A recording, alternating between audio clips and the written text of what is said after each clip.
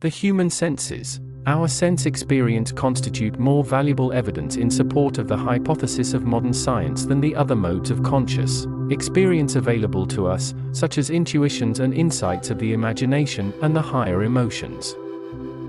Of course, everyone knows senses cannot be fully trusted, and that it is therefore not so much the senses themselves, but the laws and principles of mathematics in what the senses can measure and that really count and that form the final criteria of objectivity.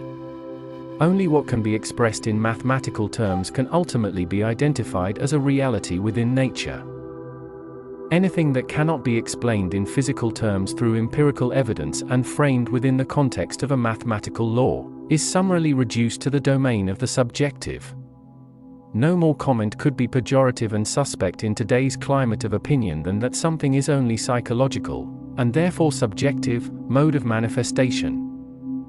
Secondly, the modern individual, by following in the footsteps of the leading world scientists, fervently maintain a predisposition, perhaps one should call it by its rightful name of prejudice, to conceive of intelligence as nothing more than the intelligent reflection of organized matter based on the neural activity of the brain, although why such a conception should be appealing to the human mind.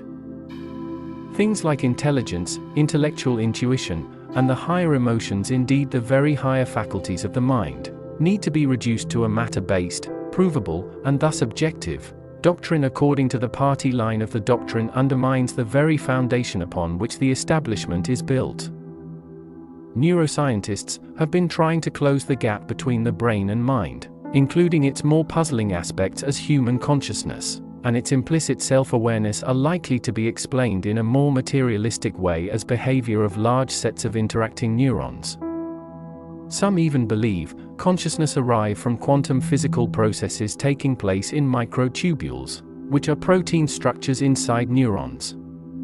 They are busy attempting to show that consciousness is simply an emergent property arising from brain cells, whose behavior can be explained with the actions of chemistry, the organization of molecules, and the behavior of atoms.